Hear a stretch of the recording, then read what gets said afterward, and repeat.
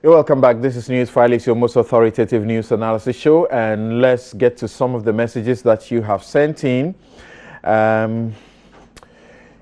Professor Stephen Kukwasari has a message, but it's too long. I'm unable to read all of it, but let me read just a portion of it. He says that the bottom line is that ANAS records and shows us what we already know or should reasonably suspect. He does not make up corrupt activities or compels anyone to engage in them. Rather, he targets ongoing corrupt activities and uses undercover tools to record them. He basically does what law enforcement should be doing but fail to do. The attempts by KelniGVG to unmask him is not only misplaced but must fail. It is, of course, amusing, if not fanciful, that KelniGVG has suddenly decided to tell us about so-called criminal and sadly amorous activities of ANAS. Why now? Not only should we dismiss these matters, but we must treat them with contempt. When corruption becomes too deep-rooted, it becomes necessary to wear a mask to unmask the corrupt. This attempt to unmask ANAS, to mask the corrupts, must be utterly defeated and totally resisted. Okay, so I ended up reading all of it. Okay, then Spike in Ohio says that KelniGVG's stance on ANAS is bogus. All the allegations against ANAS are empty and void and without any merit. A corrupt, infested country like Ghana needs the likes of ANAS to expose the corrupt individuals. Atai Moro in Wellesley says, let's not think that Kennedy's position on the ANAS tape is that of the NPP. The party is focused on fighting corruption and will support any individual whose actions will expose public corruption. Kofi Atta in Cambridge says, those who claim that Tiger Eye's methodology of entrapment or inducement is illegal are wrong, because entrapment and inducement are used by investigative journalists and security agencies across the globe to expose the commissioning of crimes. Here in the UK, such methods have been used to expose former ministers who abuse their positions for personal gain. Ibrahim Kopa in Tamale says, on the methodology of ANAS expose, I think he should have a second look at it. You can't trigger corruption and turn round to be controlling it.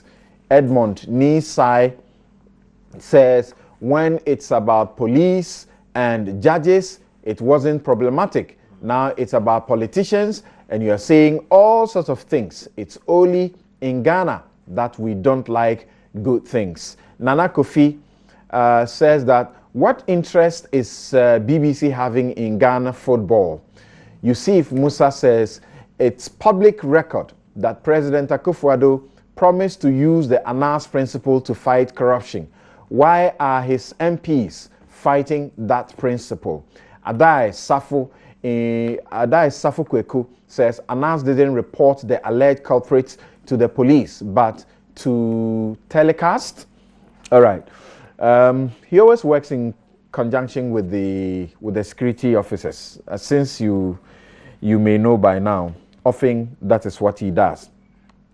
Just a couple more, and YKA Ansayeboa says that he's like Professor Stephen Kuku Azan's cousin. Always very tall messages, but let me see what I can do. He says, today I agree with Kofi Bento 110%. I don't think we are serious about a nation, as a nation, to cure the despicable canker of corruption in reality, hurting Ghana and taking our country to the cleaners. If indeed we want to cure the stealing of state funds, killing of our country slowly, the end indeed justifies the method. The end justifies the method. If you have integrity, strong conviction, and moral principles, you will never fall for anything ANAS sets up against you, so to speak. So he says over here in the UK, what ANAS does is done extensively to expose people who are engaged in wrongdoing. And then Koleo says that he also says over here in the UK, what ANAS is doing is a method that is used. Okay, so a lot of the guys in the UK want to say something, and Koleo actually now says that he thinks that what we are now getting to do is exposing ANAS's strategy, and that is not good. We should be careful about it. I think it's not good. We should not be engaging too much in it. Then Dr. Atuedo in Evans, Georgia says, is it true Mohammed Hafiz Abdallah, the Demana of Tamale, has alleged that ANAS took $50,000 from him to drop an investigation? Please ask Kwekubako. I'm sure you asked this before Kwekubako spoke to the matter. The question is, if he took a bribe, how did the matter end in court for him to be tried? So that's Kweku's response. Why is he talking about it now? Yes. And why is he talking about it now when the matter came up in 2009? Okay. Now, let's now get to KelniGVG. KelniGVG. And you have heard the Minister of Communications emphatic about it. She says that the fears being expressed are completely unjustified, so IMANI should shut up and find some place and get some rest. They are fanciful. That's what it is, isn't it? They are fanciful. They are fanciful, or they smack of disrespect for our laws. It is a facade to avoid paying the right taxes, and that they will insist. So the telcos have up to 11th of July, to 11th of June to comply or suffer sanctions, and the penalties are hefty. Right. Now, let's listen to the minister and return to the studio to have a discussion. For too long, such companies have been the source of the massive flight of capital from our country and our continent. I am a firm believer in honest profits, but I will not condone illicit financial outflows. We know how injurious they have been to Africa's development, unquote. Mr. Speaker, there has been absolutely no corruption or underhand dealings in this transaction. I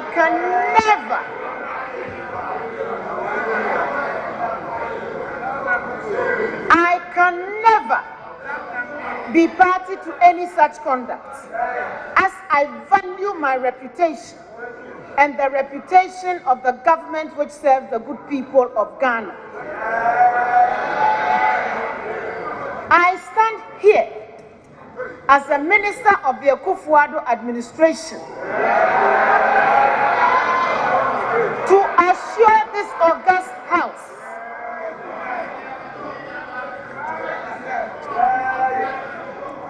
I stand here as a minister of the Akufo-Addo administration to assure this august house that I believe this is the best deal we could have got. Mr. Speaker, as I indicated earlier, Vodafone and Glo are currently in the process of connecting physically to the common platform. I expect the others to do so shortly. Their deadline for final connection, and I'm reminding them, is 11 June 2018, and failure or refusal to do so will result in the imposition of the specified sanctions. KelniGVG, the NCA, and GRA are all data protection compliant, and we will continue to monitor their operations to ensure they remain so. In Africa, this same system is being implemented by GVG in Rwanda and Uganda currently, where all the MNOs in Ghana also operate. There has been no complaint of such intrusion in those countries, and the fears being expressed here are completely unjustified, fanciful, or smack of disrespect for our laws. It is a facade to avoid paying the right taxes. We are confident that these so-called fears are not borne out by the facts, but are merely a continuing attempt to frustrate government efforts to ensure full transparency and visibility on all transactions in this sector.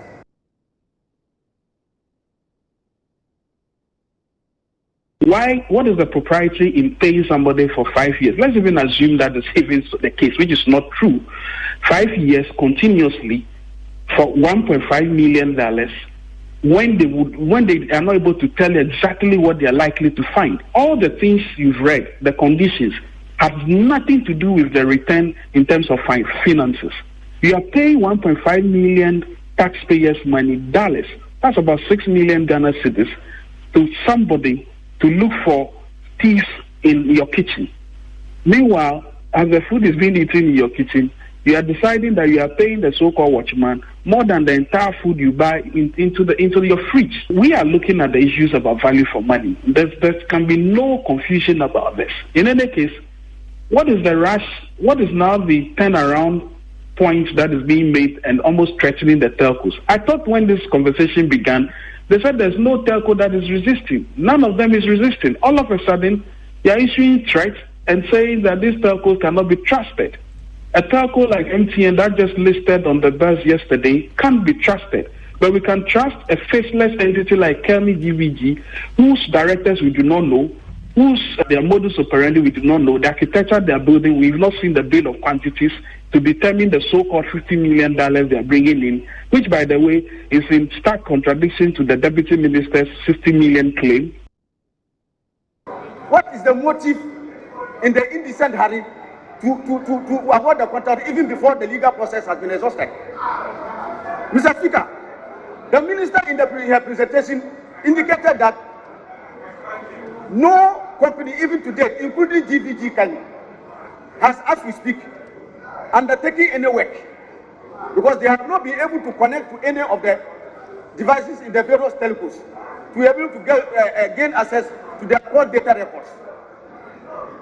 Mr. Speaker, the contract with GVG Kenya was consummated on the 27th of December last year. Mr. Speaker, provisions in the contract indicated that 30 days after the consummation of the contract, payment commenced.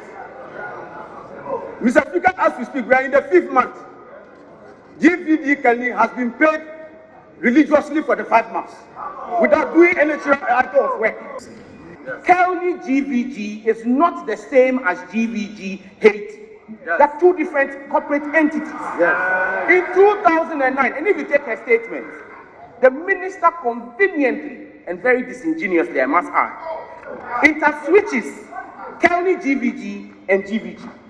Yes. When she speaks about the track record of the company that they are entering into this contract with, she cites the track record of GVG Haiti.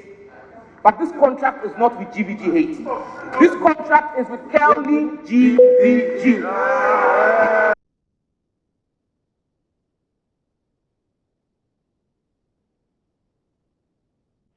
Right, so you had the Minister for Communications, Esla Usu-Ekufo, and you had Franklin Kujo responding. They have been exchanging some biblical quotations and showing their Bible knowledge power. Right, and then you had the minority as represented by what's his name again? ABF Husseini, the man full of proverbs, and also Sam George speaking there. So let's get to the studio now. And IMANI Ghana, you have been leading this crusade, asking for a cancellation of this transaction. and each day, from what we are told and observe, you shift position from one point to the next. When you are defeated on one argument, you bring up a new argument.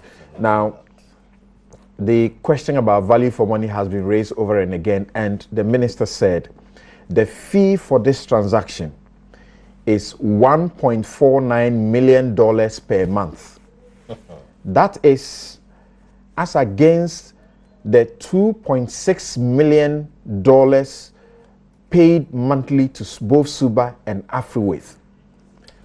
So wherein lies your justification in raising even issues of value for money? I would answer that. 1 Thessalonians 5:21 says, but test everything and hold fast to what is good. And in Ephesians 11 it says, take no part in the unfruitful works of darkness, but expose them.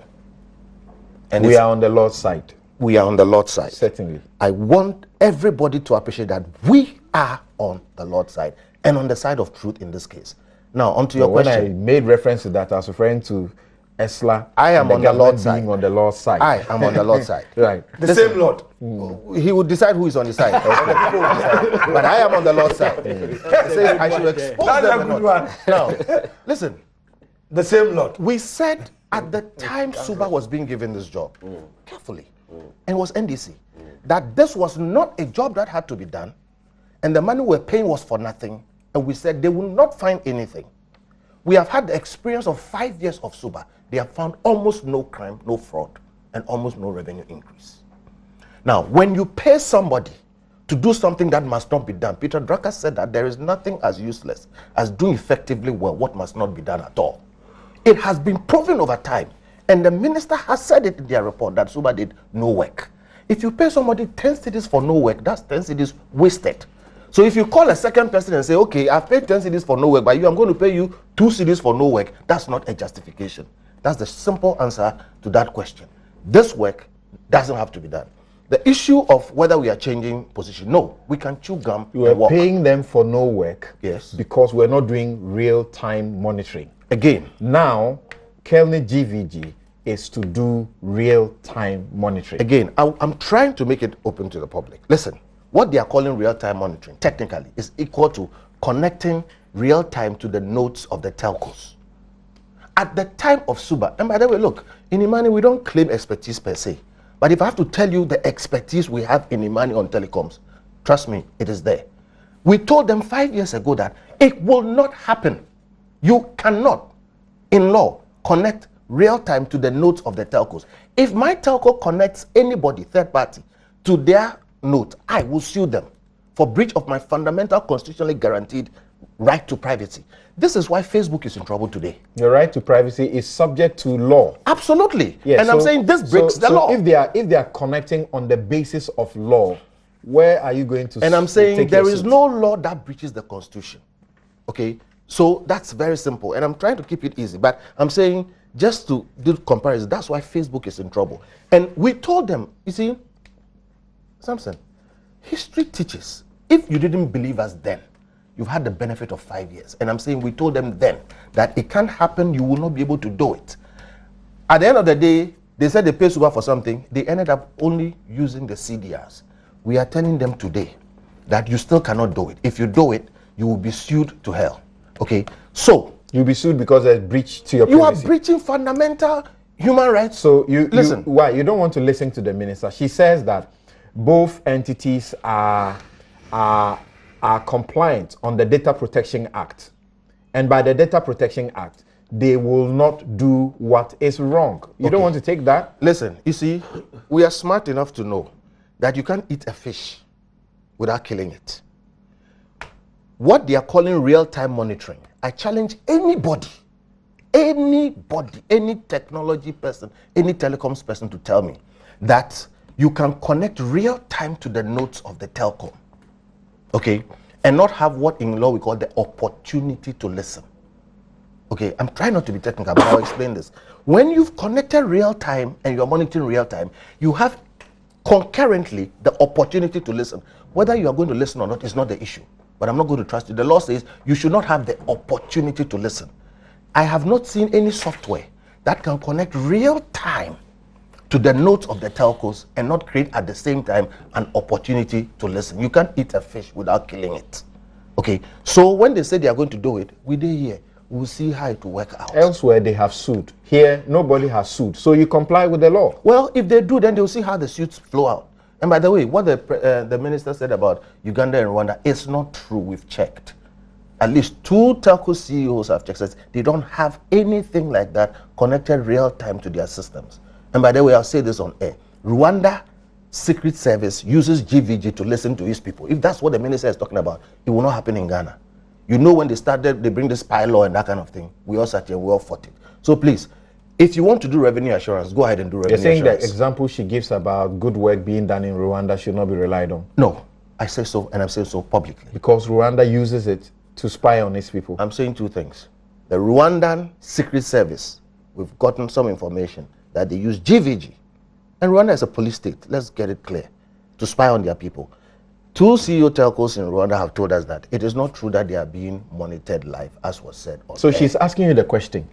If these telcos here in Ghana comply in Rwanda, why would they not comply here? Even in Rwanda, where you suggest that the system is being used to spy on, listening to people's communication. That's the Secret Service, which is what our spy bill tried to do. You remember? We had that. Our spy, they tried to pass a law to the extent that our Secret Service could go ahead and listen to people, and if you found, and then later on they can, and we shut it down in this country. So what the example she's bringing doesn't apply. We asked that they take a court order. Yes. I mean, that was a caveat in the law. Yes, so they wanted to do it the other way Which around. already So I'm saying exists. we've been there, done that, and we are not going to bring that back here. And I'm saying it is therefore not what she's talking about. Okay. And look, at the end of the day, I said we've had 5 years of experience. Okay. I'm trying to stay out of the technicality, but if we have to go there, we'll go there. We are saying a number of things. First, we are saying propriety. It doesn't have to be done. If it has to be done, when Parok Van Persie started doing this thing, they paid 80,000 a year for it. Okay. Across the world where we've checked, the telcos themselves do their own revenue assurance. And they do it in a very stringent way. MTN sits in South Africa is trying to monitor MTNs across the world. The systems that are set, okay, in all the advanced markets cost between 55,000 and 250,000. The Rolls Royce of them all cost about 250,000, not $1.5 million. You say it doesn't have to be done. Yes, I'm but there is law, and she's telling you we are complying with law. Let me explain what I said. And those from the NDC the regime who are complaining must bow their heads in shame because they, crusaded and got that law passed. When I say it doesn't have to be done, what I'm saying is this. Every government has to do revenue assurance. The telcos are not afraid of revenue assurance. I'm saying we don't have to pay $89 million to $175 million for revenue assurance. Let me explain to you why I'm saying so. In Ghana, we collect about $7.5 billion in taxes every year. The GRA spends $125 million to do that. In the oil sector, with all the billions there, we spend only 1% of the revenue of the oil sector doing assurance. All right? Now, in telcos, we are purporting to spend about 40% of the revenue. Meanwhile, over the 5 years of SUBA, there was almost no fraud, almost no revenue losses, very insignificant when I say almost no. Okay, now note, if we are to go the KelniGVG way and spend the same amount of money in terms of fractions, this country will be spending about $3 billion to collect taxes. Now, note, the telco industry is only 3% of our GDP in this country, but they pay 35% of our corporate taxes. It is one of the most taxed and one of the most compliant industries in this country. I am not holding brief and saying they are angels. But I'm saying when I say we don't need to do it, we don't need to spend 40% of the revenue to try and catch people when we haven't proven as we speak whether they are stealing or how much they are stealing. And I'm saying we know, we've seen. No, there is proof except that it is insignificant. Insignificant, that's what I'm saying, right? yes. Okay. They ran some tests and they came to tell us it was 23,000 or so. Meanwhile, we are spending 1.5 million guaranteed. Note this, SUBA, which we railed against and which we've been proven wrong after time, was being paid 12.5% on the incremental revenue that they get. If out of their work, they find extra revenue, then they are paid 12.5% of that. By the way, even that was no work done, because that growth did not come because of the work of SUBA. You said you railed against SUBA, yes, and you've been proving wrong. Right. You use the word wrong. Oh, really? You meant to say right. You are rushing me. Take time. Because give me time. Okay. So when I say it doesn't have to be done, what I'm saying is that One, there's no evidence. And if there's evidence of what we found, it comes usually out of same boxing, which is created by the arbitrage in the law, the 19th century. If we take out that thing, as other countries have done, okay, that problem goes away. The rest of it, if we are trying to monitor, there are actually no cost approaches to monitoring. Look, all the domestic, and it's about 60% of what they do, the telcos, all the domestic revenue, they get through these scorecards and all the things that you and I buy to make calls. We can choose to say how much call cards do you sell across. And the telco chamber has told us that if it is between real-time monitoring, which will create problems for them, or they paying tax upfront on how much they sell in terms of call cards, they will pay tax upfront. If you have that option, why don't you use it? You would have collected your taxes already. Okay, now you have AfriWave doing ICA, the international call system and that kind of thing. If you even do the benchmarking, where it's been proven in advanced markets that this is how it's done, 55 to 250 at the most. Okay, why are you not going to use that? Number three, how come you're not telling us exactly how much you are losing? No, and the evidence that you've given us. Why should what you're suggesting now be a substitute for real-time monitoring, which provides accuracy for the revenue assurance? Accuracy is aimed at revenue assurance, making sure I get all my taxes, okay, and then fraud and preventing things like symbols. Yes, and which one you use, according to the expectation, we're going to get about 20% more. That's the expectation of the government. Based on what? The expectation is based on what? Because that's what has happened in other countries. What happened in this country? What happened in this country? Expectation.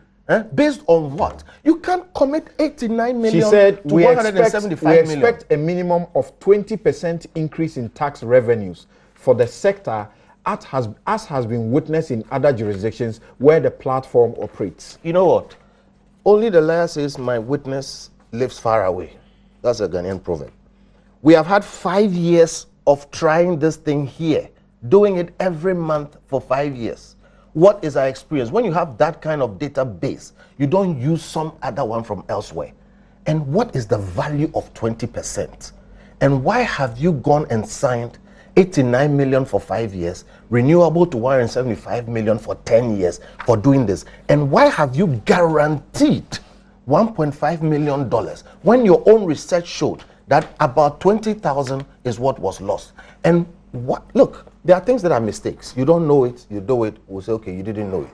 But when, Samson, there is a contract and you edit the terms of the contract from what it used to be to one that is worse, okay, like the Suba one you are cancelling to the new one, okay, and Suba is paid based on the incremental revenue they find. Over here, you've guaranteed the revenue regardless, all right? And then you have done other things that work against this country. You can't tell me what you say worked for the previous contract was that it was a performance-based contract. Performance-based contract. And this is a guaranteed contract. That is one. Number two. In this case, in the end, we are going to own the equipment after the period. Hold on. In Suba's case, we're supposed to own the equipment. No, that's not what the evidence of the minister is. Well, the evidence is there. We cannot. They still had ownership and control.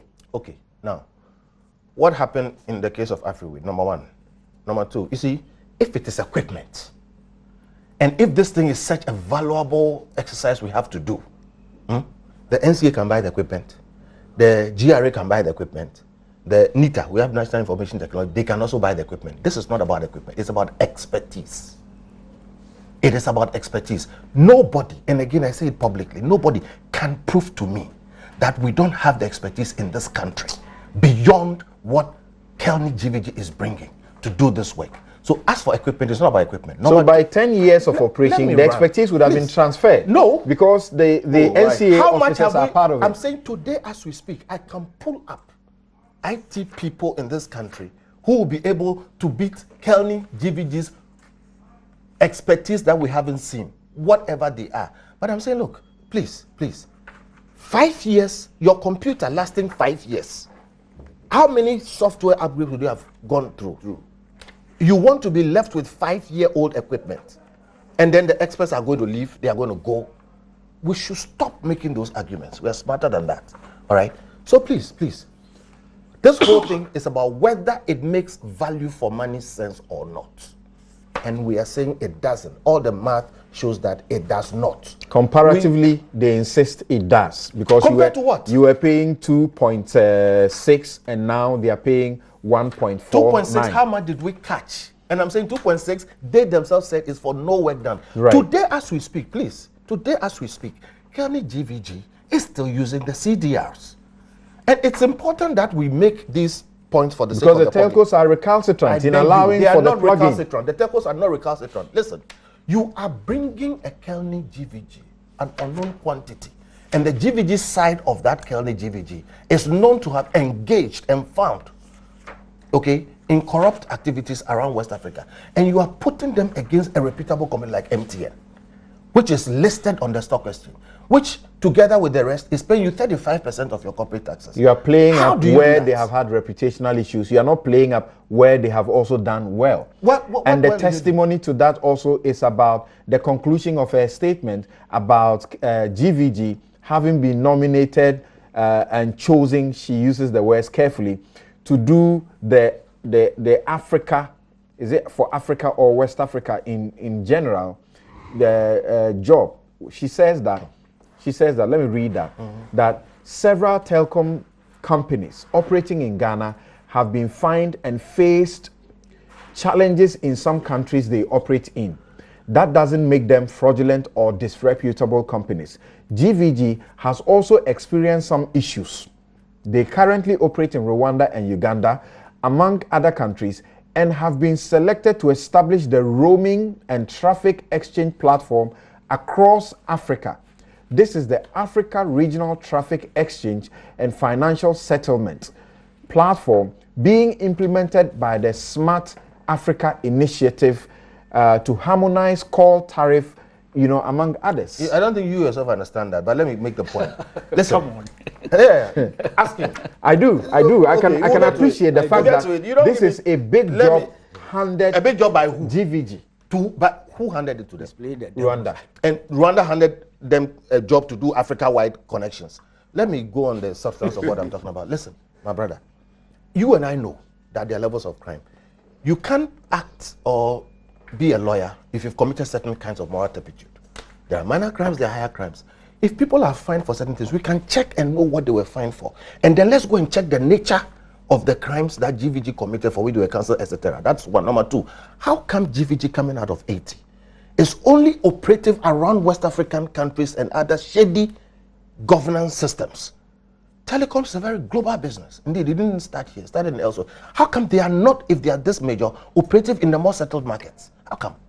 How come your national security in 2009 conducted extensive due diligence on GVG and confirmed the credibility and technical capacity of the company? It's the same national security which is not able to do some of the things that Anas, one man and his company, are able to do. We need a national security. We need them to do everything for us. Okay? But Anas Arimeyao alone is able to do far more than all of them are able to do. All right? We have all these people here and still all kinds of weird things. What else is the state supposed to rely on? If a minister has a report from the national security confirming the credibility of an entity, what do you want the minister to do? I can tell you exactly what the minister must do. The minister should look at the facts that have arisen out of 5 years of experience doing that same thing. We have had the experience of Suba working on this for 5 years every month, doing this same thing. How much revenue did they get? How much fraud did they, identify and detect? And we are saying that if you put all that aside, the actual figures show that we are not going to make money of this, not 20%. Okay, so look, let me tell you that there are a number of things on this. One, whether it has to be done or not. Two, if it has to be done, whether this is the right way to do it. Three, whether KelniGVG, okay, we are going to give this level of trust to are the proper people to do this. Four, they have to prove to us that spending this kind of money makes us more money. They can't prove that. Five, how come KelniGVG, which is an unknown quantity, and some judge said it, GVG is not Kelni, Kelni is not GVG, this is KelniGVG. It's a new company. I have seen a document where they were given authority to go and do restrictive tendering. Restrictive tendering requires you to already be on a list, and together with others, they will restrict the tender to you. They should bring us the information on who else they invited to be part of this restricted tender, because our information is that they did sole sourcing on this. This is a procurement economy. This is essentially GRA's job. The ministry is a policy wing. You pass GRA, you pass NCA, even NITA, National Information Technology, you pass them, and the ministry itself is executing on this one. Okay, now, how come that the agreement that was written is written in such a way that it is woefully set against us? And how come its conditions are more favorable than the conditions of Suba? Then again, how come Suba, and by the way, we are not lovers of Suba. Now we are being told that everybody is paying us. They say that the telcos are happy to do it, but the telcos are also paying us. I don't know how that works. We who have fought Suba, today they say we are lovers of Suba. How come Suba's contract was cancelled in haste to the point where the law was breached, and today they have an injunction against the telcos? What is it that KelniGVG is bringing that Suba was not doing? And as we speak today, okay, as we speak today, Kelni is still doing exactly what Suba was doing. It's sad that you didn't give me the time to flow the way I wanted to flow, but here's the point. Here's the point. This does not make value for money sense. And the only test I say we should use is what happened in the 5 years. The telcos are not running away from being monitored. They have nothing to hide. They've always agreed. Look, they are paying the CST, the Communication Services Tax, anyway already. So they are not going to, you are not going to increase their cost or anything. This has to do with whether this is the good use or the best use of the tax money we collect. Laboratory scientists are on strike. These people are on strike. We need 50 million for UGMC. And we are carrying this money and giving it to, people we don't know. It is necessary that if you're going to send somebody to go and do your policing work for you as a public institution, who are the directors of GVG? Where are the experts of GVG? Where is the office of GVG? Okay, a lot, needs to be answered. And let me say this. At least in the past few days, we've been told we'll be giving some answers. People have written letters demanding under the right to information all the documentation behind this thing. If they don't get a documentation, Occupy Ghana has written. We will go. You will? But they are asking you, first of all, questions about the tender process. You are saying it's sole sourcing. They say it's restrictive tendering. You have questions to ask. You haven't gone to the PPA to ask for these documents. We've asked. I can tell you we asked the PPA. They wrote to us and said, go and ask the ministry. Fine. PPA should know. But I'm saying we'll take our time. We'll try and get all the other information, and we have some information, but we'll try and get the official information. To prove what? In summary, to prove what? One, to prove whether the proper tendering process was engaged in. Okay? Two, to find who the people behind GVG are. And then to look through the details and find out whether, okay, propriety, the persons involved, the value for money issues. And when we talk about this, we are not shifting the post. There are a number of issues that have to be dealt with. You don't answer one and think you've answered all.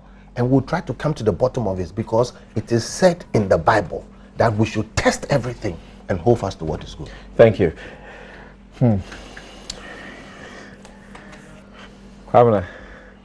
Look, this is a proxy war galore. I was in Parliament in 2015 when the whole government machinery was thrown into some form of confusion as a result of this same thing.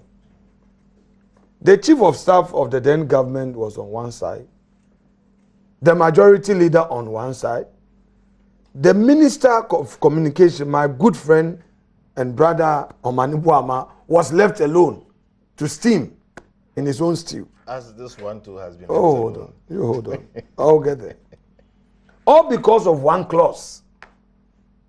Interconnect clearinghouse. Right. Whether it should be an interconnect clearinghouse, the interconnect clearinghouse and all that. But I have a problem with the telcos in this country.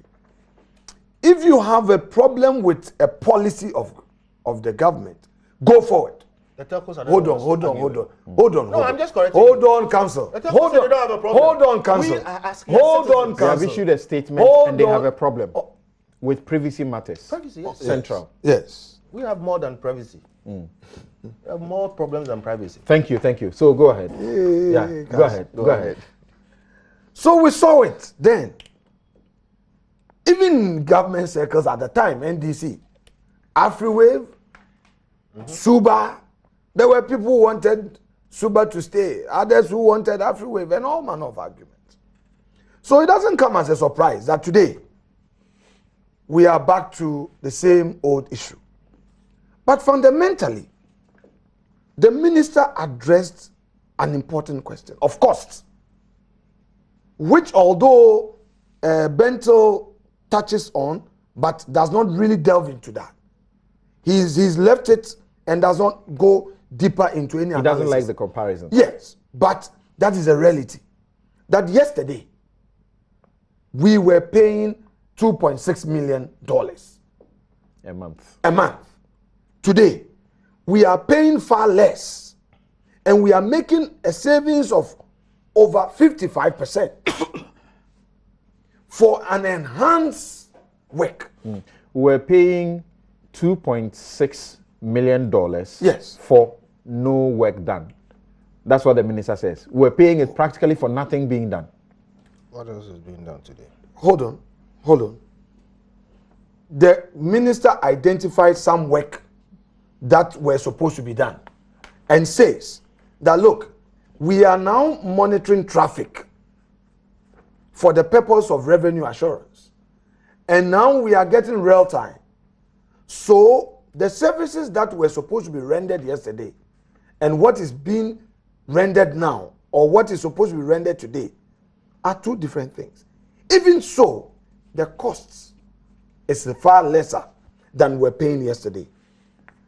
Now, for our friends in the NDC, they got up and argued. I listened to them. But if the status quo had remained, would they have talked? What is their contention? The NDC, what is their contention? They have nothing. Because in terms of the cost, you had entered into a contract and the state was paying more. So I don't ask for NDC, they have no argument at all. Now IMANI Ghana or IMANI Africa or Council Bentel, he is raising governance issues. And I agree with him that should there be an invasion of our privacy, should the system be such that our calls, if you and I are talking, they are going to listen into it, I'm saying that there's a law that protects us. And if you are going to post-contract governance issues, you have every right. I agree with you. But it appears to me that the arguments are not clear and that there is some proxy war in here. There are clear arguments. Number one, Clear. let's take this. What's the clear argument? Let's take this. On the need, the minister says, apart from the cost savings that you are talking about, there's a clear pathway to government of Ghana owning the entire setup. Now, I was going to come to that. After 5 or 10 years, as defined in the contract. Why? Because the monthly payments would have ceased at that time. Kofi Bentel is saying, if it's really about purchasing equipment, then why don't you buy it and do it?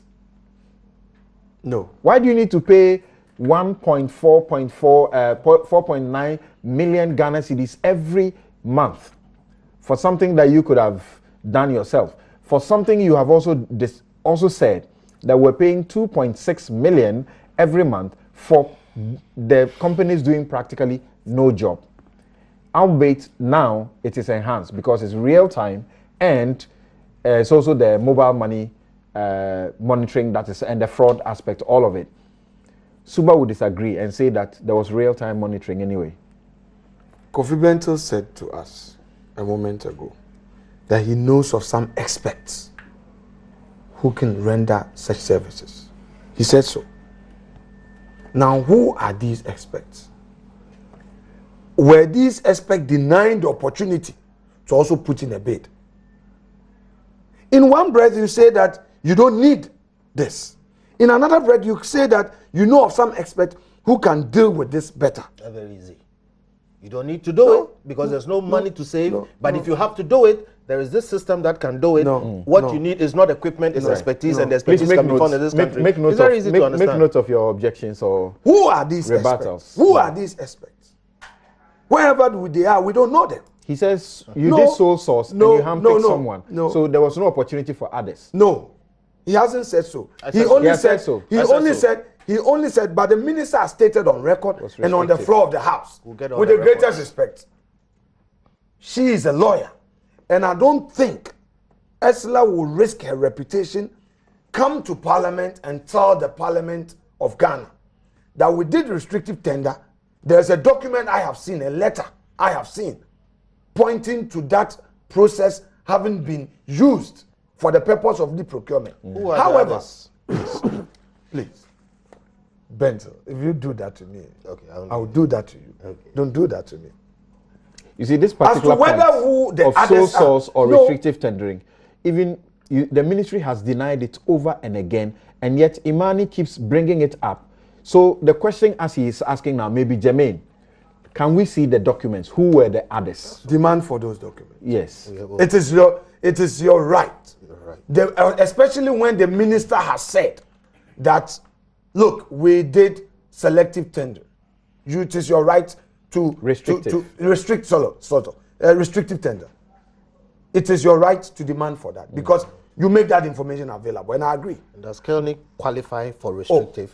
Please. No, I'm helping you. Please, it's a matter of the process. Whether or not they qualify is another argument you are bringing in. Right. If they put it out there and they have all the documents to show, why not? They've told you that it was a JV.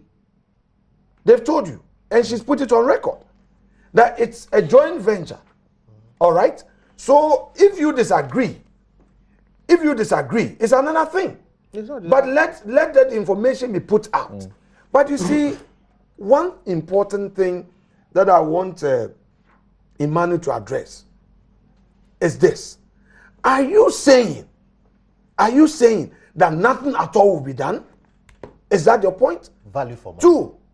Two, do we know actually the traffic with regards to our calls and the volume of mobile money transactions that are done directly, or that the mobile telcos decide to feed us with the kind of information they want to feed us with?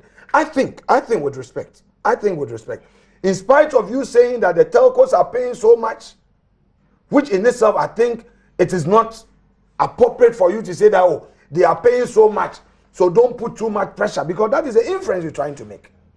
From your argument, you say, oh, they are doing so much, so why spend about 40% to track some 100%? I disagree. First of all, we shouldn't be stopped. Nothing should stop the states from getting actual figures from the telcos.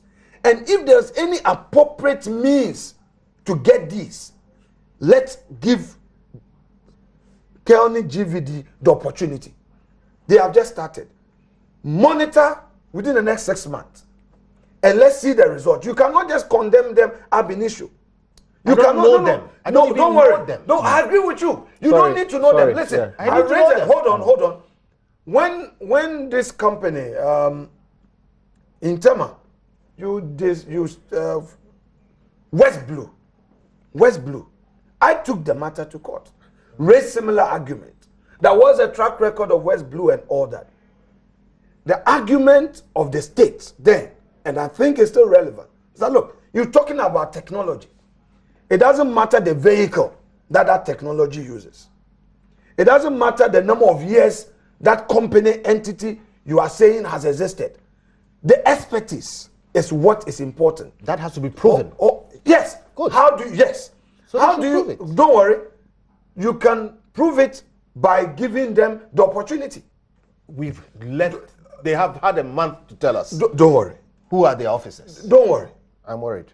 You give them the opportunity, because you are talking about government revenue, government wanting a reliable data, government telling you that, look, for now what we get is secondary data. We don't want it. We want direct information. We are also aware of privacy issues, and we are not going to invade into your private convoy and all that. We will not get there, but we need that information for the purposes of taxation. For the purposes of monitoring what exactly is going on. So hold on to your horses. You are saying that you need to know. The minister has at least addressed the issue of cost, which you've not challenged. Which one?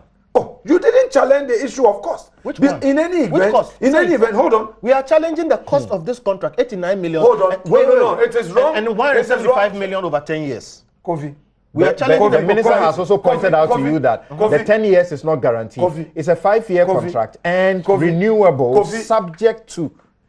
I think that's clear in the contract. To address the point. Subject to certain conditions. Samson, more particularly satisfactory performance. Yes. You see, the government has not paid 89 million to KelniGVG. I didn't say they have. No, you are creating that impression. I said they no, have hold on. entered. You are just debating me. I allowed you. I listening to you. You know we are good friends. I'm listening to you. At least I'm your senior at the bar. I'm listening to you. I'm a senior. Now he's lost. No, at least I'm your senior at the bar. It's okay. It's okay. Let's hear Alex. Let's hear Alex. I listen to you. I yielded in obedience, and you are trying to obstruct me and all that. It's all right. Senior, go ahead. Yes. Council senior knows that. You know, you are my witness. You have not questioned the issue of costs. You have not. You didn't take Suba and Afriwave to court. Today you are saying that they were being paid for no work done. But you never proceeded to court on that matter. So it appears to be a whole new argument that IMANI is making. If they were not doing any work and they were being paid, it amounted to financial loss to the state. Those arguments were not made by only IMANI. No. In fact, IMANI were the previous situation. IMANI were just I think a fraction in the arguments. That is the point they are making and today. the opposition then that you belong to. Of course. Yeah. I was in opposition. Had a clear voice, including comments, government itself. Hold on. Including comment by Dr. Bamia. I'll share with you. Yes, no problem. Samson, if you want to bring that in. The then government itself had a divided position. And I've stated it clearly on record. In fact, when they brought the regulation to the floor of the House, they smuggled new provisions. And GRA, even when the finance committee invited them, they refused to come. I don't want us to get there. Okay. But let's address the fundamental issue. All right. Government wants to have a reliable database. Okay. Is government doing the right thing by engaging a new entity, saying that, look, this new entity has the capability to deliver? Is there any question about it? No. Is it cheaper as compared to previous? Yes. Is it cheaper as compared to previous? Yes. If you are saying that the previous arrangement was zero work done, it's another new argument. All right? Now you are introducing another arm of this whole thing. That you know of some experts. Who are these experts? Mention their names. You can mention the people who. Oh dear. Okay, oh, you see, you are putting a question to him directly. If he responds, but you said so. So finish in a minute. If you demand, the minister, there are documents, and facts are facts. The minister cannot run away from it. If you demand that the restrictive tendering. Who are the companies? You would be provided. But you are now saying that a company can do it and can do it better. Many. Okay. Many. But yet you have failed to. Okay. And they are not speaking. And those companies are not out there to say that they are right to have equal opportunity to participate in this tender was denying them. At least we know Suba is in court. No. They have an injunction. Okay, so we are not talking Suba. Right. No, because you have to pin him to the very important the point he raised. Okay. That he knows of some other experts. Right. In this country. Thank you. Who are they? Okay, so hold it on so there for me. So you are just confusing the issues when the facts in issue are very simple. Okay, thank you very much. Now this is Newsfile is your most authoritative news analysis show. We are taking a break, and when we come, a couple of questions will be answered as well.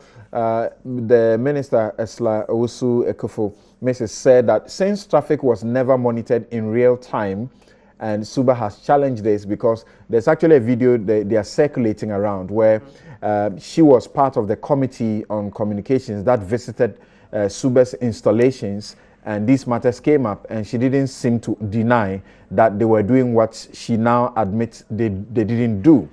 She says that since traffic was never monitored in real time, these companies collected the data from the same service as the NCA verification team, and so inevitably the monthly traffic data collated by the NCA from the network operators for free was substantially the same as the data presented by Suba and AfriWave, for which the latter companies were paid approximately $2.6 million per month. Mr. Speaker, we were in effect paying for no work done.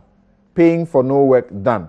This was the situation the MPP government inherited. It clearly could not continue.